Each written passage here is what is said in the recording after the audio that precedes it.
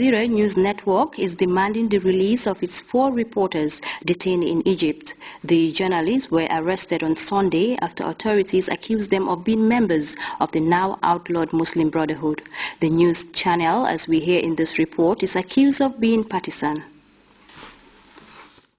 Calling for the immediate release of its journalists. 4 reporters of the Qatar-based TV network were arrested on Sunday in Cairo. The authorities are accusing them of belonging to the Muslim Brotherhood, which was banned last week as a terrorist organization. 1 was released, the other 3 are in temporary custody. We would like our colleagues to be released immediately from custody in Cairo. They are journalists simply doing their job in Egypt, reporting on a variety of stories from Egypt, reporting all sides of the story from Egypt. The journalists were arrested in a hotel where they were staying for work. Al Jazeera no longer has a permanent office in Cairo. Police closed it down on the 3rd of July, the day President Morsi was ousted by the army.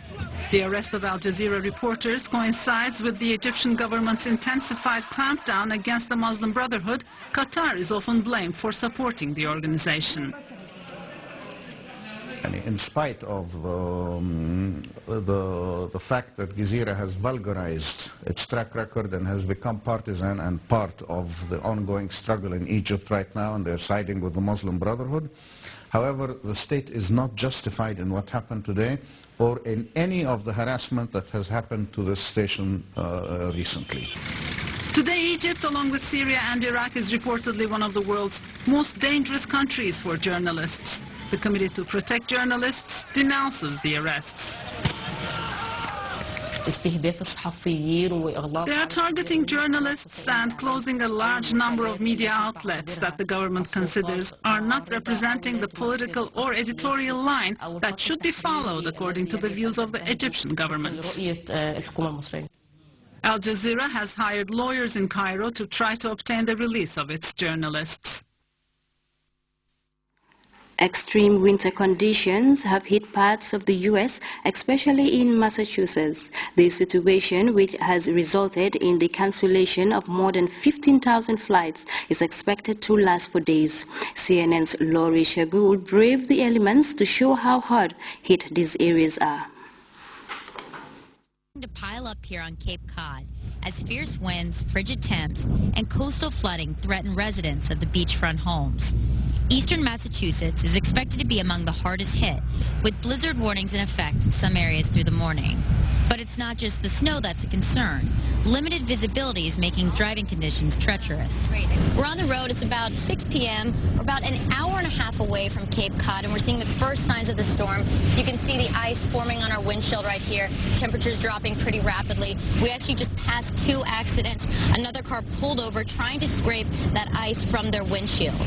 Into the night, crews out in full force plowing roads. Emergency services on call. Stay inside and, stay safe. Don't be out on the roadways unless it's necessary. Sparks flying off power lines, and crews are on the ready to respond to outages when the storm passes. As much as 2 feet of snow could accumulate overnight, with wind chills dropping well below 0 and winds whipping at gusts up to 35 miles per hour. Right now I'm holding up our wind meter. We're looking at gusts of wind up to 20 miles per hour. It's only expected to get worse. That's why you see these streets are empty. Everybody is at home weathering the storm. As you can see, conditions have worsened. I've got this wind meter right here. You can see the gusts of wind blowing. Right now we're looking at about 20 miles per hour. It's been higher, and conditions just continue to worsen. The U.S. has announced that it will be pulling out more staff from its embassy in the South Sudanese capital, Juba. UN troops are trying to restore a sense of calm in the capital. But as our Demond reports, that it would be no easy task. To the recent outbreak and fighting, the United Nations was not patrolling like this in the streets of the capital, Juba, nor was it in most parts of the country. In fact, the United Nations was seriously considering refocusing its mission, focusing more on development. That is how optimistic people were about the prospects for this country. But now that has all changed. So our focus was really shifting in line with the situation we thought prevailed and that we were seeing in South Sudan. And it is almost unimaginable what has struck this country during the past 3 weeks. We're heading towards one of the neighborhoods that saw some of the worst violence. We were down there a few days ago and it was almost completely deserted.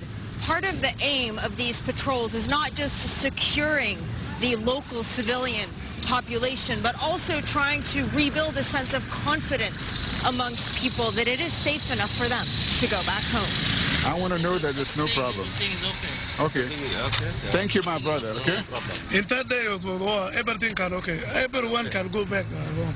The neighborhood down the road does still remain fairly deserted, but out here we are seeing more open shops, more activity in the streets, and members of the UN team trying to engage the population. These types of interactions are especially critical at a time like this. There are sharp wounds that have been opened, and I think it will take some time to heal the ruptures that exist. But again, it depends on what we're talking about and where. There really are differences across the country, and just as things unraveled very quickly, it is possible that things can come together again. I have to be a believer in that as well.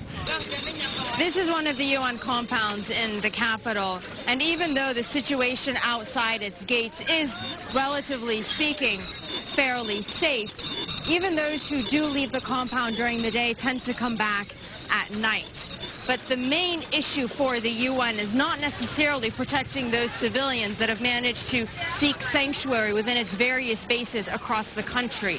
The key issue is the tens of thousands of civilians who have not made it to UN bases, who are believed to be hiding out in remote corners of the country, out in the bush, without access to proper food, clean water, or medical care. And the longer this drags on, the more dire the situation for the civilians will become.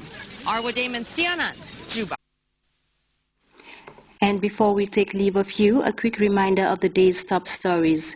The new WHO country representative, Dr. Charles Sergio Moses, has presented his credentials to the Minister of Foreign Affairs, and as he poised to consolidate the gains scored in the country's health sector.